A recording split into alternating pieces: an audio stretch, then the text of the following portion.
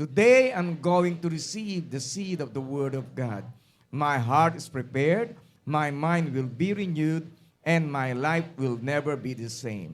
I will get stronger, wiser, and better to live a life of victory, success, and significance, all for God's glory. Sige po, tuloy-tuloy lang po tayo.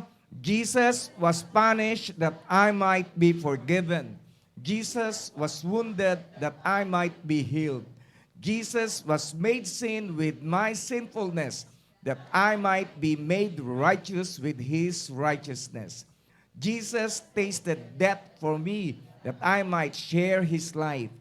Jesus was made a curse, that I might receive the blessing. Jesus endured my poverty, that I might share his abundance. Jesus bore my shame, that I might share his glory. Jesus endured my rejection, that I might have his acceptance with the Father.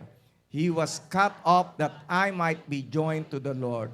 My old man was put to death in him, that the new man might come to life in me. Father God, once again, we just want to thank you for we are now a new creation. At maraming salamat, Panginoon, dahil kami man ay, dahil sa iyong mga latay, kami gumaling, dahil sa iyong pagkakasumpa kami nagkaroon ng pagpapala.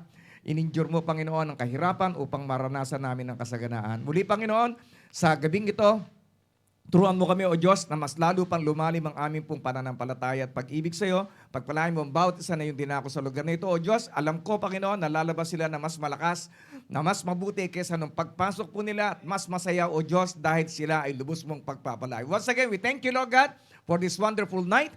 And we honor you, Lord God. In Jesus' name we pray. Everybody says, Amen, amen, amen. Sige po, we can be seated in the presence of God.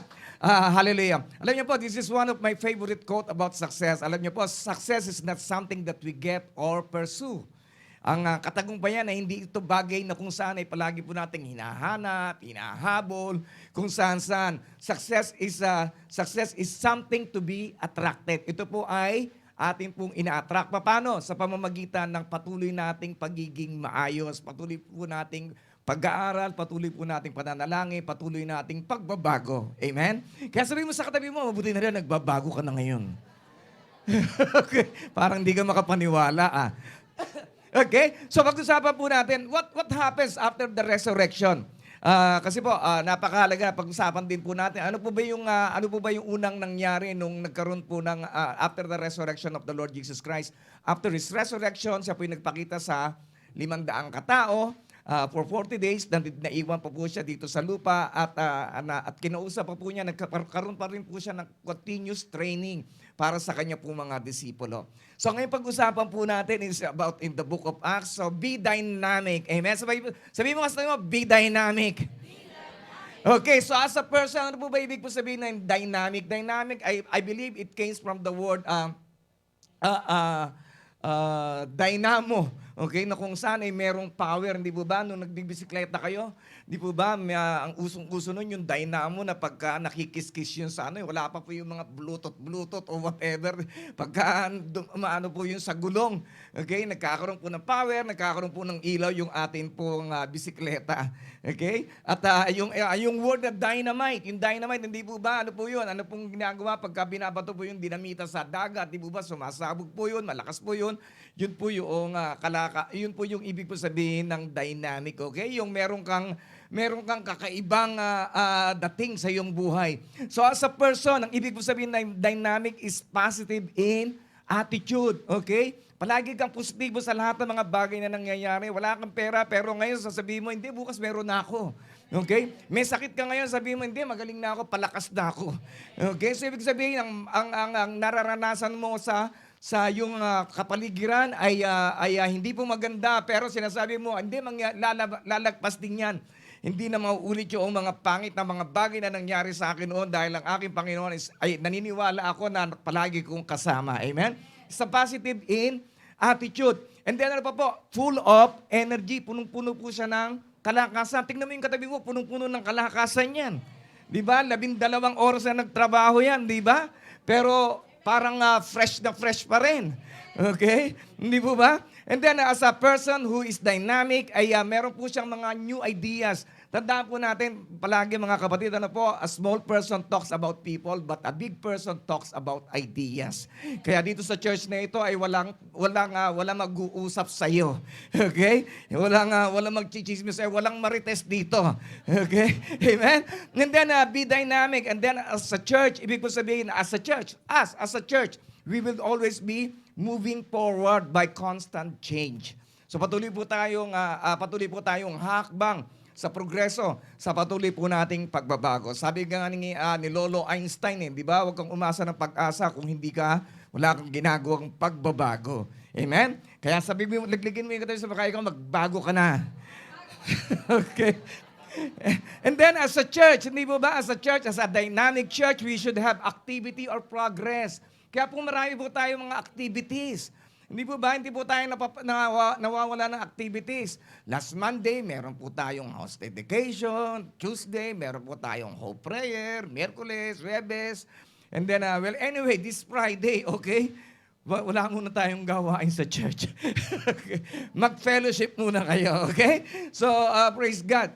So, meron po tayong progreso. Alam niyo po ba kung ano po bang kalaban ng progreso? Yung progreso ng buhay mo, progreso ng kalusugan mo, progreso ng finances mo, neglect. Pagpapabaya. Okay? Kung pinapabayaan mo ang sarili mo, di ba? Panay ang kain mo ng kung ano-anong mga pagkain na hindi healthy sa katawan mo, kakasakit ka. Di ba? Meron ka namang gamot, hindi mo naman tinitake. May vitamins ka, hindi mo rin tinitake. Di ba? Panay ang puyat mo, wala ka naman pinagkakapuyatan. Di ba? Tama. Kakakain mo lang ng tanghalian, isip mo na yung pagkain mo sa hapunan. Tama? Okay? So napakahalaga that wala po tayong dapat na kaligtaan sa ating pong buhay. You want to grow spiritually, pero hindi ka nagdi-devotion. Di ba? Tamad-tamad mo. Hindi ka nagpe-pray. Pag may problema ka lang nagpe-pray, kaya nagtataka ka, Panginoon, bakit marami akong problema? Kasi doon ka lang nagpe-pray pag may problema ka.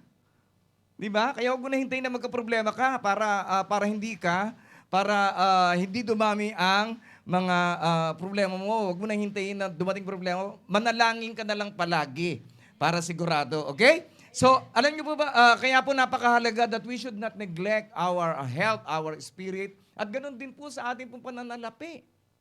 Hindi ka pa sumusweldo, ubus na. Di ba? So, panay ang taubaw mo, panay ang hanap mo ng... Di ba? Pagkatapos, mali naman yung nabili ko, hindi kasya. O, di ba? Naipon na silang lahat doon. So, di ba? Ibigay ko na lang ito sa auntie ko. Ibigay ko na lang ito sa kapitbahay namin. Yung kinaiinisan ko. Okay? Amen? So, napakahalaga that we should not neglect. Huwag po nating i-neglect huwag po nating pabayaan yung ating pong kalusugan, yung ating pong trabaho. Kung nagpapabaya ka sa trabaho, di ba? Wala ka. Wala ka. Di ba? Kaya tayo ay huwag magpabaya. Okay? So, alam niyo pa, in the book of Acts, ito po ay sinulat po ni Dr. Luke. Si Luke, yung may author din po siya ng Book of Luke. Siya po ay isa pong doktor na naging Christian po.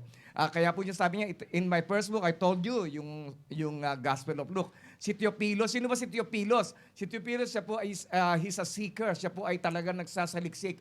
He is really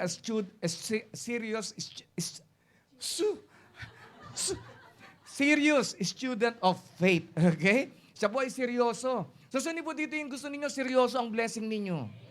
Then be a serious student of the Word of God. Di ba? Gusto mo ng seryosong pagpapala, hindi ka naman seryoso. So, ano mangyayari? Wala mo mangyayari. Ang nais ng Panginoon ay yung mga seryosong estudyante ng ating pong Panginoon. Disciple is simply student. Mga kapatid, mangangaral. Yun po yung disipulo, mangangaral at tagasunod ng ating Panginoong Hesukristo. Kaya nga po sabi sa Bible, study that you may have the approval of God. Ano po ba yung approval ng Panginoon? Blessing po yun, kapatid.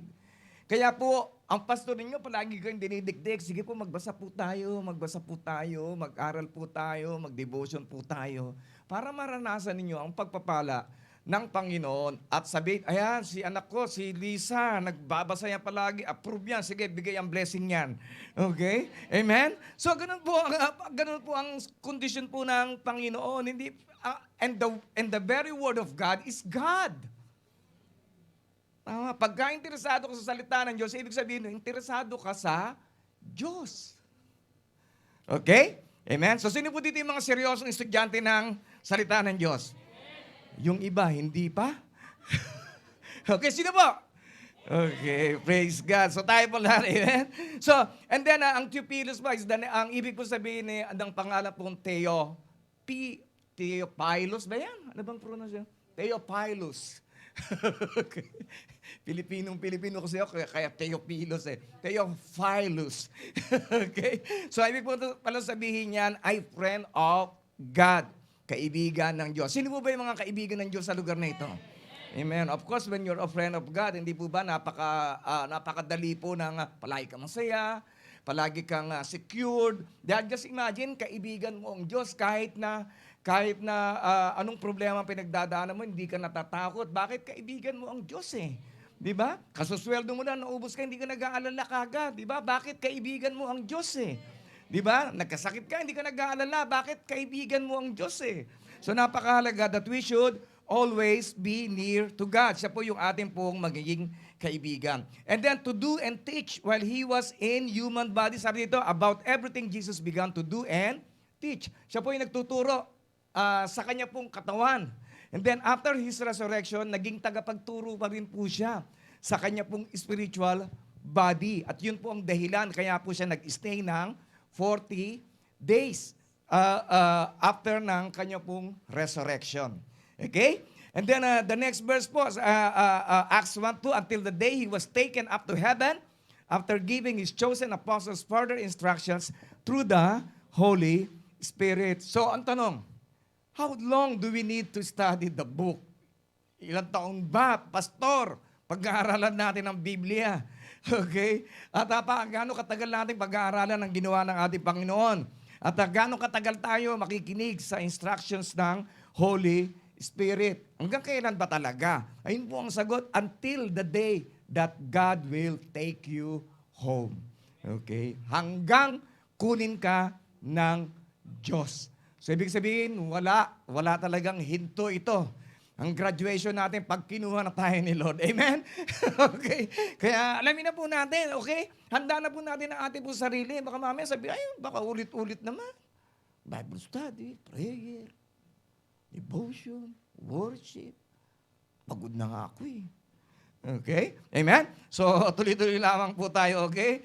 Okay, and then next verse, during the 40 days after His crucifixion, He appeared to apostles from time to time, and He proved to them in many ways that He was actually alive. Okay? So ang Diyos, kilala po natin, hindi po siya nagsisinungaling. Siya mismo ang nagpapatunay na siya ay buhay. And He talked to them about the kingdom of God. Palagi po niyang kinukwento ang paghahari po ng Diyos. Paghahari ng Diyos saan? Paghahari ng Diyos in the Spirit. Paghahari ng Diyos sa ating pong mga puso. Hindi po ito yung gobyerno na klase ng paghahari, yung human government na inaasahan ng mga Hudyo during that time. Okay? And then, it's also the kingdom of God. Ang kingdom na sinasabi po niya ay nasa kanya pong kaharian sa kalangitan. And then, once He was eating with them, He commanded them, do not leave Jerusalem until the Father sends you the gift He promised, as I told you before. Kung meron po magsasabi sa inyo, hoy, hintay ka lang dyan, meron akong regalo bibigay sa iyo, maghihintay ka ba? Dalawa lang maghihintay? Okay. Lahat po tayo, hindi po ba? So, ito, si Jesus ang nangako. Sabi niya, hintayin ninyo ang regalong ibibigay ko sa inyo. Siguradong masigit yan kaysa sa cellphone. Siguradong masigit yan kaysa sa Nike. Siguradong masigit yan sa mga regalo na natatanggap po natin sa ating po mga best friends, sa ating po mga mahal sa buhay. Amen? Siguradong sigurado yan. Okay? So ano po yung binigay po sa kanya? Ang binigay po sa kanya, and then John baptized with water, but in just a few days, you will be baptized with the Holy Spirit. Kaya po napakahalaga that we should always long and we should always share. Palagi po nating imbitahan, palagi po nating i-welcome, palagi po nating i-desire na tayo po ay kasihan, na tayo po ay mabaptize ng banal na santong Espiritu. Okay? So sa chapter po ito ng Book of Acts, makikita po natin ang mga mananampalataya, they are taking care of the unfinished business of the Lord Jesus Christ. Meron pa pong mga hindi pa po natapos na gawain ng ating po Panginoon at kaya pa niya man po niyang tapusin, pero ang nais po niya, tayo po ay maging involved sa kanya pong gawain. Amen? Kailangan ng involvement mo, sister, kailangan ng involvement mo, brother. Kailangan ng involvement nating lahat. Okay? Because without God, we cannot. But without you, God will not.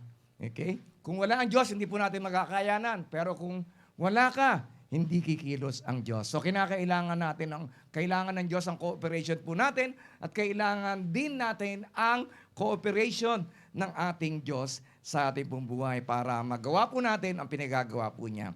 And then pinaghanda po sila in getting ready for the Pentecost. And what they said and did reveals to us the faith of the church. Ito po yung kanila pong mga ginawa at ito po yung kanila pong pinaniniwalaan at pinananampalatayanan. Okay? Ano po yung pinaniniwalaan po nila? They believe in the risen Christ. Okay? Lahat po tayo, sino po naniniwala na si Jesus talaga ay nabuhay namang muli? All of us. Okay? Yan po yung ating pong pinaka-hope. Otherwise, kung hindi po nabuhay na muli ang ating po Panginoon, sayang lang ang ginagawa po natin, sayang lang pagpupuyat po natin, sayang pagbasa natin ng Bible, sayang pananalangin po natin. Pero dahil naniniwala tayo na muling nabuhay ang ating po Panginoong Jesucristo, tayo ay may pag-asa. That one day, after this life is over, hallelujah, ay meron tayong magandang uuwian. Amen? Walang iba kundi ang sa piling ng ating pong Diyos. Okay? At praise God. So, after the resurrection, they remained 40 days, ang ating po Panginoon. He ministered to the disciples, opened up their minds to understand the Old Testament messages. So, ang ating po Panginoong Jesucristo, siya mismo yung nagbubukas ng ating pong isipan para maunawaan po natin ang ating pong mga binabasa sa tulong din po ng Banal na Santong Espiritu. Amen? Dati po, sino po dito yung unang basa ninyo, naunawaan nyo na kagad binabasa ninyo?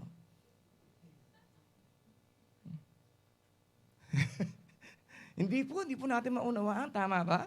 Ako po, napakatagal po talaga bago ko talaga Tagalog pa yung binabasa ko noon, ha? Hindi po ba? Yung iba sa inyo, Ilocano version. Iba sa inyo, Kapampangan version. Pero hindi po madaling unawain. Tama po? Naunawaan lamang po natin kapag mayroong nagpaliwanag po sa atin, naunawaan po natin pagkat patuloy po nating inaaral, patuloy po nating binabasa, pinagbubulay-bulayan ang kanyang salita. Amen? Napakarami po niya mga pangako, puro magaganda, pero minsan hindi po natin mapaniwalaan kagad. Bakit? Meron pong laban sa ating pong utak. Hindi po ba? Actually, ang laban po, wala po sa labas. Minsan, mas matindi po ang laban po natin sa ating pong kaisipan. Uy, totoo ba yung pinagsasasabi niyan? Tama? Okay, amen? Kaya po napakahalaga that we should continue to stay in the Word. Manatili po tayo sa salita po ng Diyos para mapaniwalaan po natin nang wala ng paghahalong pagdududa ang lahat-lahat ng kanyang mga pangako. Okay? So what did Jesus taught them? Ano ba tinuro ng ating po Panginoon sa kanila? Unang-una sa lahat, tinuro ng Panginoon ang katotohanan ng muli niyang pagkabuhay. And then, ikalawa is the coming of His kingdom. Sino po naniniwala that one day babalik po ang ating po Panginoong Jesus? Okay, so hindi po natin alam kung kailan, pero wag po tayong masyadong maging curious sa Kanya pong muling pagbabalik. Dapat po ay maging busy tayo sa ngayon. Okay? Para sa, we must not be so curious about the future, but to be busy in the present, sharing the message of God's spiritual kingdom. Okay? So believe in the risen Christ. Sabi na, but you will receive power. Ito po yung pinaka-tema po ng chapter 1 na po.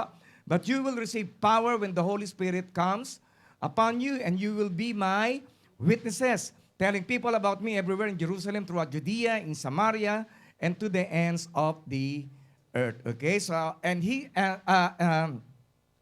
sa kanya pong resurrection po, the Holy Spirit is the power. Alam niyo po ba na ang Banal na Santong Espiritu ay merong kapangyarihan na baguhin ang buhay po ninyo? Amen. Hallelujah. Kaya minsan hindi man po natin nakikita yung sudden change, pero unti-unti may nababago na sa buhay mo. Amen? Hindi lang nabago yung kuko mo, hindi lang nabago yung damit mo, hindi lang nabago yung buhok mo. Nagpa-highlight ka pa.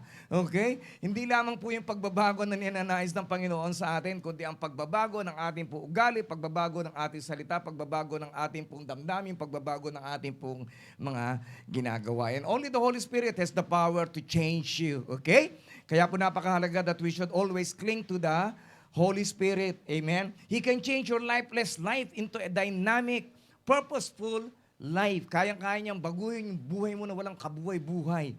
Na buhay na meron ng katuturan. Buhay mo na meron ng patutunguhan. Buhay mo na meron ng saya.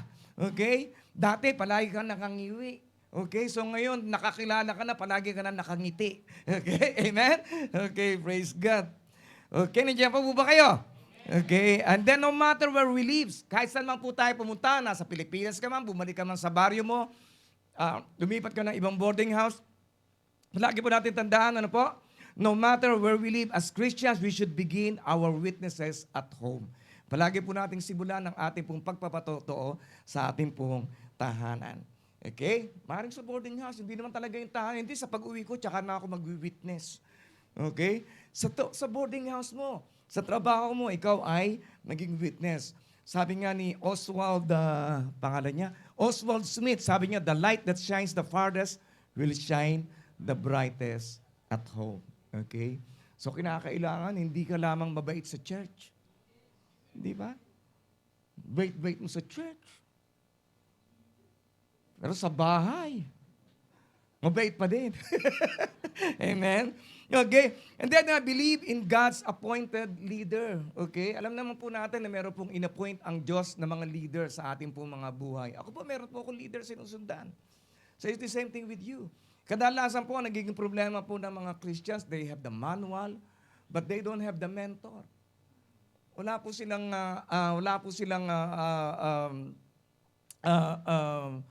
tinuturing na maggagabay po sa kanila po. Amen? Kaya po, dali-dali po nilang magtampo, dali-dali po nilang mainis, ang dali-dali po nilang mag-give up pagka dumarating po yung mga bagyo ng buhay. Kaya napakahalaga that we should believe in God's appointed leader. Alam niyo po, nung after the resurrection of Jesus Christ, nagkaroon po sila ng gathering, hindi po ba? Nagkaroon po sila ng prayer meeting, nandoon po si Peter. At kilala po nila si Peter na si Peter ay nagkanulo po sa kanila. Nagkanulo po sa ating po Panginoong Hesus, di po ba?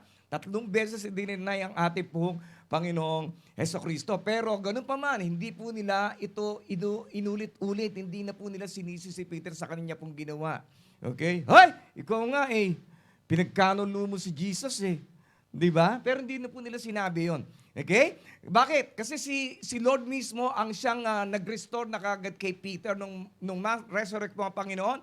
Kinausap po niya si Peter, sabi niya, Simon, Simon, Satan has asked to sift each of you like wheat. Sabi niya, but I have pleaded in prayer for you, Simon, that your faith should not fall. So when you have repented and turned to me again, strengthen your brothers. Okay? Palakasin mo ang iyong mga kapatid. Bago niya ipagkanulo, ano po? And then after the resurrection, kinausap niyo ulit si Peter, Peter, do you really love me? Mahal mo ba talaga ako? And then pakainin mo ang aking mga tupa. 3 beses, mahal mo ba talaga ako? And then pakainin mo ang aking mga tupa. Mahal mo ba talaga ako? Pakainin mo ang aking mga tupa. So ibig sabihin, si Peter na pinili ng Diyos para maging leader ng kanila pong gawain after the resurrection. Okay? And then believe in the power of prayer. Alam niyo po ba na napakahalaga po ng panalangin ng bawat isa po sa atin?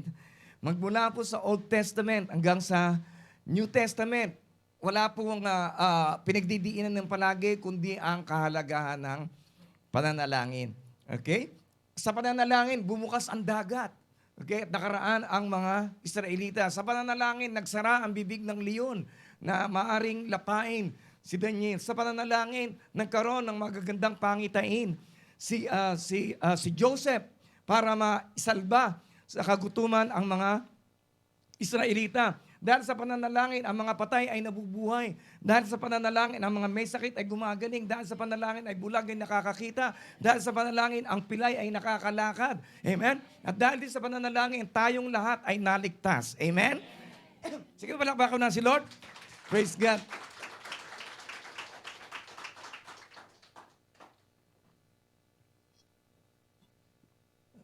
Okay. And then dahil din sa pananalangin, di po ba, yung mga pintuan, yung mga kulungan nabubuksan. So napakahalaga po that everything that we do should be done in prayer bago ka kumilos, bago ka humakbang, bago ka gumawa ng mga mabibigat na desisyon sa iyong mga buhay. Okay? Pagka kinakapos ka, sino una mo lalapitan? Si Lord. Di ba ba? Pag may sakit ka, si Lord. Amen? Sa mga desisyon mo sa iyong buhay, dapat siya muna ang atin pong unahin. Pagka inuna mo siya, ay siguradong mga bagay na hindi mo pa nakikita sa buhay mo ay makikita mo. Mga bagay na hindi mo pa natatanggap ay matatanggap mo. Mga bagay, mga lugar na hindi mo pa nararating ay mararating mo. Pagka ikaw ay naniwala sa kapangyarihan ng pananalangin. Amen? Sige nga, sabihin mo sa katabi mo, kaya ikaw manalangin ka na. Okay? Amen? And then sa Acts 1:14, ay thank you my dear. Okay, bait talaga ng anak ko. Pati si Jericho, bait din. Okay, amen. Sabi na, they all met together and were constantly united in prayer. Along with Mary, the mother of Jesus, several other women, and the brothers of Jesus. Okay, so they were always united in prayer. Okay? Meron pong kapangyarihan pagka tayo po nananalangin mag-isa. Pero meron din pong kapangyarihan ang pananalangin na pagka tayo po ay sama-sama. Okay? Kaya it's very, very important ang pananalangin ng bawat sa po sa atin. So what is prayer? Praise God. Ay. So what is prayer? Prayer is like a thermometer of the local church. Sabi dito for the spiritual temperature either goes up or down depending on how God's people pray. Okay? So, ibig sabihin, ano po ba yung thermometer? Thermometer, yan po yung sukatan ng mainit o malamig. Di po ba? Pagka malamig, ano po, mababa po yung thermometer. Tama po? Pagka mainit, tumataas po siya. Okay? So, ano pong ibig sabihin po natin yun? Pagka hindi ka nananalangin, malamig. At ayaw ng Panginoon na tayo po yung malamig sa Kanya. Nais po ng Diyos, ayaw din po niya na maligamgam. Okay? Misa mainit. Minsan malamig. Bakit? Sinusuka ng Diyos yung mga maligamgam. Ang nais ng Panginoon ay yung palaging mainit. At ikaw ay palaging magiging mainit, tayo ay palaging magiging mainit kung tayo po ay mananatili po sa diwa palagi ng pananalangin. Amen? Okay? Sabi po ni John Bunyan, pray often. Manalangin kayo na madalas, for prayer is a shield to the soul. Ito po yung kalasag, shield. Okay? To the soul, a sacrifice to God and a scourge for Satan. Okay? So ano po yung scourge? Ibig sabihin ng scourge, ito po yung panglaban po natin sa kaaway. Okay? So wag mong tignan yung katabi mo. Okay? Hindi yan ang kaaway mo. Okay? Praise God. And then believe in the leading of the Holy Spirit. Napakahalaga po that we should always be guided by the Holy Spirit. Okay? So kahit na po wala na po ang ating po Panginoong Jesucristo, ay meron po silang Holy Spirit na siya pong gumagabay po sa Kanya. Okay? Iniwan niyo po ang Holy Spirit. Bakit po? Because the Holy Spirit is our comforter. Siya po yung nagbibigay po sa atin ng comfort pagka tayo po yung nagkakaroon po ng kalungkutan, pagka tayo po yung nagkakaroon po ng distress, pagka tayo po yung nasa lugar na kung saan ay para bang wala na tayong lulusutan sa ating mga sitwasyon, sa ating pong mga challenges sa ating pong buhay. And then the Holy Spirit is our teacher. Siya yung nagtuturo po sa atin. Hindi po natin maunawaan ang salita ng Diyos kung wala pong Holy Spirit. And the Bible even told us, be holy for the Lord our God is holy. How can we be holy without the Holy Spirit? Imposible. Tama? So we really need the Holy Spirit. And then the Holy Spirit is our guide. Siya po yung ating pong gabay. Okay? Kung kayo po'y pupunta sa lugar na hindi po ninyo kabisado, kinakailangan po ninyo ng gabay. Amen? So minsan po, kahit na po yung Google Map o Waze ay naliligaw po tayo. Okay? Kaya napakahalaga po talaga na minsan meron po tayong gabay na siya pong maggagabay sa atin para hindi po tayo maligaw. So when you allow the Holy Spirit to guide you, siyempre hindi ka na maliligaw. Diba? He guides Jesus in ministry. Siya po yung naging gabay ng ating po Panginoong Jesus nung siya po yung nagmi-ministeryo dito po sa lupa. And then, He will guide you in your life. Okay?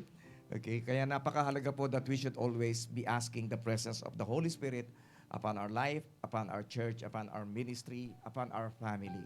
Okay? And you know that God anointed Jesus of Nazareth with the Holy Spirit and with power. Then Jesus went around doing good and healing all who were oppressed by the devil, for God was with him. Okay, sino po yung God was with him? Okay? So, He guides us in our corporate decision. Okay? Alam niyo po ba, pagka ang mananampalataya, katulad ng katabi mo, katulad mo, led by the Holy Spirit, tandaan po natin, for those who are led by the Spirit are God's children. Okay? Yun po yung nagpapatunay na tayo po ay anak ng Diyos. Okay? Yung banal na santong Espiritu nasa sa atin. How? Through the Word of God. And how? Paano pa po? Through prayer and through spiritual gifts. Okay? Na kung saan pinabahagi po niya yung kanya pong mga regalo sa bawat sa po sa atin. Then in Galatians 5:25, since we are living by the Spirit, sabay-sabay po natin basahin. Since we are living by the Spirit, let us follow the Spirit's leading in every part of our lives. Okay, so napakalinaw po, na kinakailangan ay ang ating banal na santong Espiritu ang siya patuloy na gumabay po sa atin sa lahat ng area ng ating pong buhay, sa pamilya, sa trabaho, sa career, sa iyong mga pangarap, sa church, sa ministry. Kahit saan po tayo pumunta, siya po yung ating pong maging gabay sa ating pong buhay habang po tayo ay nabubuhay. Amen? Sino po dito yung gustong maging gabay niya ang banal na santong Espiritu? Sige po, tayo po lahat ay tumayo. Hallelujah, hallelujah, hallelujah, hallelujah. Panginoon, once again, we just want to thank you dahil binigyan mo kami ng kaalaman, O Diyos, kung ano ang kahalagahan ng iyong banal na santong Espiritu sa aming buhay. Lord, we want, Lord God, to receive your Holy Spirit tonight. Nais namin, Panginoon, na maranasan muli ang iyong banal na santong Espiritu sa amin. Lord, touch everyone, O God, who have the desire to receive you, Lord. And I pray na kung sino man po, Panginoon, ang dumaraan, Lord God, sa mga stress, that your Holy Spirit, Lord God, will just comfort them. Hallelujah. Hallelujah. Hallelujah. Hallelujah.